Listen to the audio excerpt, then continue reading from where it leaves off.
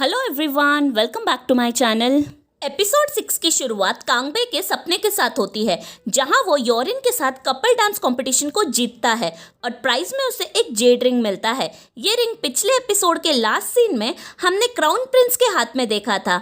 अब कांगबे जैसे ही वो रिंग को योरिन को पहनाता है, योरिन मैनेजर मा सेंगहो में ट्रांसफॉर्म हो जाती है। अब सारे ऑडियंस उन दोनों को किस करने के लिए बोलते हैं। मैनेजर मा जैसे ही कांगबे को किस करने वाला था, फाइनली कांगबे अपने सपने से उठ जाता है। वो ये सपना वोल्जू और मैनेजर गुई को बताता है और उन दोनों से इस सपने का मतलब पूछता है। अब मैनेजर गुई कांगबे का मजाक उड़ाते हुए बोलता है शायद कांगबे को मैनेजर मा के लिए कुछ रोमांटिक फीलिंग्स है, पर वोल्जू बोलती है कि यह सपना एक कंसेप्शन ड्रीम यानी गर्भधारण का ड्रीम हो सकता है, क्योंकि उसकी मॉम को भी जेड रिंग का ही सपना आया था जब वो पैदा होने वाली थी। अब अगले दिन कापियोल मार्ट में कांगबे अपने सपने के बारे में जिनदोंग और मैनेजर मा को बताता है। ठीक उसी वक्त मैनेजर मा को अपनी वाइफ का कॉल आता है और वो उसे बताती है कि वो प्रेग्नेंट है, जिससे कंफर्म हो जाता है कि कांगबे को सच में कंसेप्शन ड्रीम ही आया था। मैनेजर मा इतना एक्साइटेड हो जाता है कि वो कांगबे को प्रॉमिस करता है कि अगर डांस कंपटीशन के कॉन्टेस्ट की प्रैक्टिस के दौरान अगर उसे कुछ भी चीज़ की ज़रूरत होगी तो वो उसके लिए करेगा। इसी बीच मैनेजर गुई और वोल्जू ग्रोसरी शॉपिंग के लिए जा रहे थे। तभी वो एक छोटे लड़के को क्लॉ मशीन गेम खेलते हुए देखते हैं, पर उस लड़के को टेडी ही नहीं मिल रहा था। वोल्जू उस लड़के को हटा के खुद ट्राई करती है, पर वो भी अनसक्सेसफुल थी। उसके बाद मैनेजर गुई भी कोशिश करता है, पर उसे भी टेडी नहीं मिलता। दोनों तब तक खेलते हैं जब तक कि उन दोनों के पास के पूरे पैसे खत्म हो जाते हैं। फिर उन्हें याद आता है कि अरे उन्हें तो ग्रोसरी शॉपिंग करने जाना था। अब दूसरी ओर कांगबे और योरिन एक प्रोफेशनल डांस टीचर से डांस सीख रहे थे। कांगबे बिल्कुल भी डांस नहीं कर पा रहा था। अब जब दोनों एक साथ डांस कर रहे थे, एक स्टेप करने के दौरान अचानक कांगबे योरिन को अपने इतने करीब देख के उसका हार्ट बीट बहुत तेज हो जाता है और वो योरिन को ज़मीन पे गिरा देता है। इसलिए उनकी टीचर कांगबे को और 30 मिनट्स एक्स्ट्रा प्रैक्टिस करने बोलती है, जहां वो योरिन को जाने बोलती है। अब प्रैक्टिस के दौरान कांगबे की टीचर सोक क्योंग उस पर गुस्सा करती है। वो बोलती है कि आमतौर पर प्रैक्टिस करने से लोग डांस में बेहतर हो जाते हैं, हालांकि इस दुनिया में बाकी सारी चीज़ों के साथ हमेशा ऐसे नहीं होता। कांगबे इस ऑफ टॉपिक कमेंट के बारे में सुन के कंफ्यूज हो जाता है। अब दूसरी ओर वोल्जू और मैनेजर गुई ग्रोसरी खरीदने के लिए कांगबे से पैसे मांगने जाते हैं। उसी वक्त कांगबे डांस प्रैक्टिस कर रहा था। गलती से सोक्योंग कांगबे को टच कर देती है। उसी समय वोल्जू और मैनेजर गुई भी प्रैक्टिस रूम के अंदर आ जाते हैं। सोक्योंग अपने सीक्रेट्स रिवील करती है और अपना फ्लैशबैक बताती है। वो बोलती है कि भले ही वो कितना भी कोशिश करे, पर वो प्रेग्नेंट नहीं बन सकती। वो पिछले 2 साल से बच्चे के लिए ट्राई कर रही थी और आईवीएफ ट्रीटमेंट के बाद वो प्रेग्नेंट भी हुई थी, पर बाद में उसका मिसकैरेज हो जाता है। उसका हस्बैंड इनहो और डॉक्टर दोनों ही बोलते हैं कि इसमें उसकी कोई गलती नहीं है, पर वो खुद को इसका जिम्मेदार मानती है और सोचती है कि शायद वो माँ बनने के लिए बनी ही नहीं थी। उसके इन 2 सालों में कई बार आईवीएफ ट्रीटमेंट लेने के बाद भी रिजल्ट्स अनसक्सेसफुल थे और वो प्रेग्नेंट नहीं होती। सोक्योंग और इनो दोनों ही कोशिश करके थक जाते हैं। अब सोक्योंग अपना नाराजगी और गुस्सा इनो पे निकालना शुरू करती है। इनो सजेस्ट करता है कि उन्हें अब ये सब बंद करना चाहिए, क्योंकि ये सब चीज़ों से सोक्योंग और उसका रिश्ता खराब हो रहा था और उसे अब याद भी नहीं था कि आखिरी बार कब वो दोनों एक साथ खुश थे। हालांकि सोक्योंग इस फैसले से पूरी तरीके से सहमत नहीं थी, पर इनो बोलता है कि वो दोनों अपना लाइफ नए तरीके से बिल्ड करेंगे, इसलिए सोक्योंग मान जाती है। अब प्रेजेंट में सोक्योंग उन तीनों को बोलती है कि उसे अभी भी लगता है कि उसने गलत डिसीजन लिया है। जब कांगबे की एबिलिटी का इफेक्ट खत्म होता है, सोक्योंग होश में आती है। वो इन तीनों से अपने पर्सनल इन्फॉर्मेशन शेयर करने की वजह से माफ़ी मांगती है, पर वोल्जू उसे मिस्टिक पॉपअप बार का कार्ड देती है, ये बोलते हुए कि अगर उसे अपने प्रॉब्लम्स के बारे में और बात करना हो तो वो उनके प्लेस में आ सकती है। अब वो तीनों जैसे ही वहाँ से जाते हैं, कांगबे बोलता है कि अगर वो अपने कंसेप्शन ड्रीम को सोक्योंग को देता तो अच्छा होता, पर मैनेजर मा ने उस ड्रीम को ऑलरेडी ले लिया है। उसके बातों के जवाब में मैनेजर गुई बोलता है कि उन सपनों को ऐसे ही किसी को भी नहीं सौंपा जाता और सामसिन पूरे तैयारी के बाद ही ड्रीम्स देती है। ये सुन के वोल्जू को आइडिया आता है। वो सामसिन से मिलने उसके घर जाती है। तभी सामसिन एक जादुई क्लॉ मशीन का गेम खेल रही थी। जिसे वो कॉन्सेप्शन ड्रीम मार्बल को पकड़ने की कोशिश कर रही थी। अब उसे मार्बल मिलने के बाद वो दोनों ड्रीम वर्ल्ड पहुंचते हैं, जहां सामसिन 2 वॉलनट के रूप में कॉन्सेप्शन ड्रीम को एक लेडी को देती है। सामसिन उस लेडी को बोलती है कि ये उसके फ्यूचर में होने वाले बच्चे हैं। वोल्जू सामसिन को कॉफ़ी पिलाने लेके जाती है और उसे एक फेवर मांगती है। वो सामसिन को एक ड्रीम कंसेप्शन मार्बल सोक्योंग के लिए मांगती है। सामसिन जब अपने टैब में सोक्योंग का डेटा चेक करती है, वो कहती है कि उस कपल के लिए अब तक बच्चे के लिए कोई प्लान नहीं है और वो ये भी नहीं बता सकती कि उन्हें बच्चे कब होने वाले हैं। वोल्जू से कितना भी रिक्वेस्ट करे, सामसिन हर चीज़ के लिए मना कर देती है। अब लिविंग वर्ल्ड में एक स्ट्रेंज आदमी, जिसे हमने पिछले एपिसोड के लास्ट सीन में देखा था, वो वोल्जू, मैनेजर गुई और कांगबे को दूर से मिस्टिक पॉपअप बार में जाते हुए देखता है। अब हमें एक फ्लैशबैक दिखाया जाता है। अब फ्लैशबैक में क्राउन प्रिंस वोल्जू को वो स्ट्रेंज आदमी का परिचय देता है, जिसका नाम किम वन यंग था। क्राउन प्रिंस बोलता है कि किम वन यंग उसका बेस्ट फ्रेंड है और वो दोनों भाई जैसे हैं और पूरी दुनिया में केवल वही था जिससे पहले वो दिल की बात करता था। क्राउन प्रिंस वन यंग से पूछता है कि उसे वोल्जू कैसी लगी। वन यंग मुस्कुराते हुए बोलता है कि अब वो समझ चुका है कि उसे वोल्जू से प्यार क्यों हुआ। अब वापस प्रेजेंट में वन यंग खुद से ही बात करते हुए बोलता है कि सैकड़ों वर्षों बाद हम फिर से मिलने वाले हैं योर हाइनेस। अब मिस्टिक पॉपअप बार में वोल्जू बोलती है कि वो कंसेप्शन ड्रीम सामशिन से चुराना चाहती है, क्योंकि सामशिन वैसे भी उसे वो देने वाली नहीं है। पर मैनेजर गुई और कांगबे बोलते हैं कि ये एक अच्छा आइडिया नहीं है और इसके परिणाम भी बुरे होंगे। तभी चीफ योम खाना खाने वहां आते हैं। उसी वक्त चीफ योम को भी एक कॉल आता है। वापस कोई दुष्ट आत्मा आफ्टर लाइफ से भाग चुकी थी। ये सुन के मैनेजर गुई उसे पकड़ने में इंटरेस्ट दिखाते हैं। ये देखते हुए वोल्जू चीफ योम को वहां से जाने बोलती है, क्योंकि उन लोग ऑलरेडी किसी काम में व्यस्त हैं। अब दूसरे दिन काप्योल मार्ट में जब कांगबे लॉकर रूम में डांस प्रैक्टिस कर रहा था, तभी जिंदोंग उसे देखता है। जिंदोंग उसे कहता है कि उसे लग रहा है कि अब वो योरिन को पसंद करने लगा है, जिसे कांगबे भी मना नहीं करता। कांगबे बोलता है कि योरिन काफ़ी सुंदर और प्यारी है। प्रैक्टिस के बाद वो योरिन से मिलता है, क्योंकि उन दोनों का अगले दिन छुट्टी था। कांगबे सुझाव देता है कि उन दोनों को डांस कॉस्ट्यूम खरीदने जाना चाहिए। अब दूसरे दिन दोनों शॉपिंग के लिए जाते हैं। योरिन लाल कलर का बहुत ही खूबसूरत सा ड्रेस खरीदती है और कांगबे भी उससे मैचिंग ब्लैक आउटफिट खरीदता है।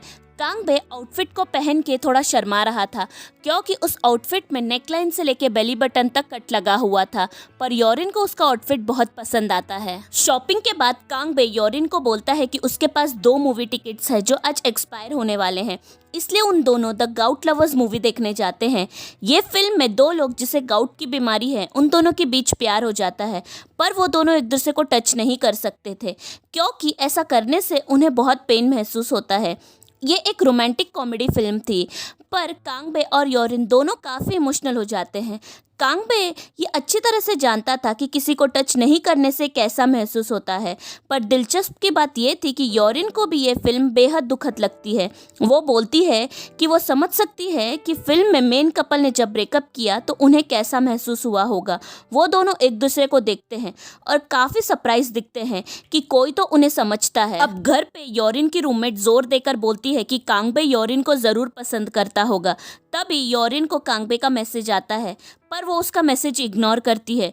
योरिन अपने रूममेट को बोलती है कि उसे ऐसा नहीं लगता कि कांगबे उसके लिए कुछ फील करता है। उसकी रूममेट बोलती है कि ये तो अच्छी बात है कि वो कुछ फील नहीं करता, क्योंकि उसकी डेटिंग हिस्ट्री इतनी अच्छी नहीं थी।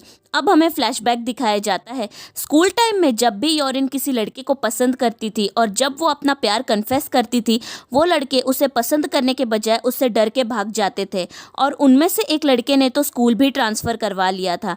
जब फाइनली उसे बॉयफ्रेंड मिलता है, सब कुछ ठीक चल रहा था, पर एक दिन जब वो उसे टच करती है, वो लड़का डर जाता है और भागने लगता है। योरिन उससे पूछती है कि वो क्यों भाग रहा है, तो वो लड़का उसे बताता है कि जब उसने उसे टच किया तो उसके शरीर में कुछ अलग एनर्जी पास हुई और वो काफ़ी डर गया। तभी योरिन को समझ में आता है कि हमेशा से लड़के उससे क्यों दूर भागते थे। उसकी रूममेट बोलती है कि वो कांगबे को पसंद करती है और उसे टच करने के बाद भी कांगबे डरा नहीं। इस डिस्कशन से हमें पता चलता है कि योरिन क्यों उस फिल्म को देख के इतना इमोशनल हो गई थी। अब मिस्टिक पॉपअप बार में कांगबे योरिन के रिप्लाई का वेट कर रहा था, पर वो रिप्लाई नहीं करती। कांगबे कंफ्यूज था, क्योंकि उसने सोचा था कि उन्होंने आज का दिन काफ़ी एंजॉय किया और योरिन भी उसे थोड़ा पसंद करने लगी थी, पर वो अब उसके मैसेज को भी इग्नोर कर रही थी। अब नेक्स्ट डे सुक्योंग और इन्हो लंच के लिए अपने दोस्तों से मिलने जाते हैं, जहां वो अपने पति को अपने दोस्तों के बच्चों से काफ़ी प्यार से व्यवहार करते हुए देखती है। वो थोड़ी अपसेट हो जाती है। अब घर पे इन्हो सुक्योंग पे थोड़ा प्यार जताने की कोशिश करता है, पर सुक्योंग उसे दूर करती है। वो बोलती है कि जब वो इन्हो को अपने दोस्तों के बच्चों से प्यार जताते हुए देखती है तो उसे काफ़ी गिल्टी महसूस होता है, क्योंकि वो उसे बच्चे नहीं दे सकती। जहां इन्हो बोलता है कि वो उससे बहुत प्यार करता है और बच्चे नहीं होने से उनके रिलेशन को कुछ भी इफेक्ट नहीं करेगा, पर सुक्योंग चिल्लाते हुए बोलती है कि अगर वो शादीशुदा नहीं होती तो उसे ये दुख नहीं झेलना पड़ता, और वो गुस्से में घर से बाहर चली जाती है और वो मिस्टिक पॉपअप बार पहुंचती है। वोल्जू उसे दकजोंग देती है तो सुक्योंग बोलती है कि ये इन्हो का फेवरेट डिश है, पर जब से वो प्रेगनेंसी के लिए ट्राई कर रही थी उसने जो भी चीज़ें हार्मफुल प्रोडक्ट से बनी थी उसने सब खाना छोड़ दिया था और उसने ऑर्गेनिक प्रोडक्ट्स यूज़ करना शुरू किया था। वो वोल्जू को बोलती है कि वो यहाँ आने से पहले इन्हो से झगड़ा करके आई है। ये सुन के वोल्जू सुक्योंग को दकजोंग और वाइन जो उसने खुद बनाया है वो पैक करके देती है और बोलती है कि इसे तुम घर जाके अपने पति के साथ एंजॉय करो। अब घर जाने के बाद सुक्योंग अपने पति इन्हो से माफ़ी मांगती है। उसके बाद वो दोनों फूड और वाइन एंजॉय करते हैं। सुक्योंग इन्हो को बोलती है कि जब तक हम दोनों मिलके अच्छे फूड को एंजॉय करें और अपना टाइम अच्छे से स्पेंड करेंगे तब तक वो खुश रहेगी। वोल्जू डिसाइड करती है कि वो सामसिन से कॉन्सेप्शन का मार्बल चुराएगी। ये सुन के मैनेजर गुई हैरान था और वो वोल्जू से पूछता है कि वो सुक्योंग की मदद करने के लिए इतनी उत्सुक क्यों है। तो वोल्जू उसे बताती है कि वो जानती है कि सुक्योंग कैसा महसूस कर रही होगी, क्योंकि जब वो जिंदा थी उस वक्त वो एक ऐसे व्यक्ति से प्यार करती थी जो एक आम इंसान नहीं था और वो खुद भी आम इंसान नहीं थी, फिर भी वो उससे शादी करना चाहती थी और उन दोनों के बच्चे चाहती थी, पर दुर्भाग्य से वो अपने इस सपने को सच करने के पहले ही मर गई। वोल्जू बोलती है कि तुम मेरी मदद मत करो, पर मुझे ये करने से रोको भी मत। मैं ये उम्मीद नहीं करती कि तुम मुझे समझ पाओगे, क्योंकि इस दुनिया में और आफ्टर लाइफ में भी मुझे समझने वाली सिर्फ एक ही इंसान है, वो है मेरी माँ। ये सब सुनने के बाद मैनेजर को ये बोलता है कि अब मैं भी तुम्हें समझता हूँ। तभी कांगबे भी वहाँ आता है। वो तीनों मिलके सामसिन के घर जाते हैं। तभी सामसिन सो रही थी। चुपके से वो लोग कॉन्सेप्शन मार्बल मशीन वाले रूम में घुसते हैं, पर काफ़ी ट्राई करने पर भी उनसे वो मार्बल नहीं निकलता। गुस्से में वोल्जू उस मशीन को एक किक मारती है और अचानक उस मशीन से 3 मार्बल बाहर निकलते हैं। इसके बाद वो लोग ड्रीम वर्ल्ड में सुक्योंग का वेट कर रहे थे। इसी बीच जब सामसिन नींद से उठती है तो उससे उसकी मशीन से कुछ आवाज़ें सुनाई देती है। जैसे ही वो उस मशीन वाले रूम में जाती है उसे वहाँ मिस्टिक पॉपअप बार का बिजनेस कार्ड दिखता है। वो बहुत गुस्से में आ जाती है। अब ड्रीम वर्ल्ड में फाइनली सुक्योंग आती है। ये तीनों एक मार्बल को पानी में फेंकते हैं और वो मार्बल लोटस का रूप लेती है। सुक्योंग उसे पकड़ने की कोशिश करती है, पर हवा की वजह से वो लोटस पानी में दूर चला जाता है। इसके बाद वो लोग एक और मार्बल फेंकते हैं जो एक टाइगर का रूप लेती है, पर वो टाइगर काफ़ी थका हुआ था, क्योंकि उस टाइगर ने पिछली रात बहुत लोगों के ड्रीम में मार्बल का काम किया था, इसलिए वो टाइगर अपनी जगह से हिलता नहीं। अब लास्ट और तीसरा मार्बल जैसे ही वो लोग फेंकते हैं तो वो एक पीच का रूप लेती है और वो लोग खुद को अलग कपड़ों में देखते हैं और सुक्योंग भी शादी के जोड़े में थी और पीच मार्बल भी टेबल पर रखा हुआ था। अब जैसे ही वोल्जू पीच मार्बल को सुक्योंग को देती है वहाँ सामसिन पहुँचती है और उसे पीच वाला मार्बल मिल जाता है। यहाँ थोड़ा भागम दौड़ी का सीन दिखाया जाता है और सामसिन से मार्बल कांबे लेके फेंकता है और वो सीधा सुक्योंग के हाथों में गिरता है और ये तीनों सेलिब्रेट करते हैं। अब अगले दिन तीनों सुक्योंग और इन्हो को गुड न्यूज़ के साथ डॉक्टर के पास से आते हुए देखते हैं। ये तीनों उनके लिए एक खुश और हेल्दी बच्चे के लिए विश करते हैं। इसी बात पर डिस्कशन करते हुए कि सुक्योंग को पीच मार्बल दिलाने का जिम्मेदार कौन था, वो लोग मिस्टिक पॉपअप बार के लिए निकलते हैं। मैनेजर गुई और वोल्जू एक अजीब तरीके से डांस कर रहे थे और उन दोनों को देख कांगबे काफ़ी खुश था।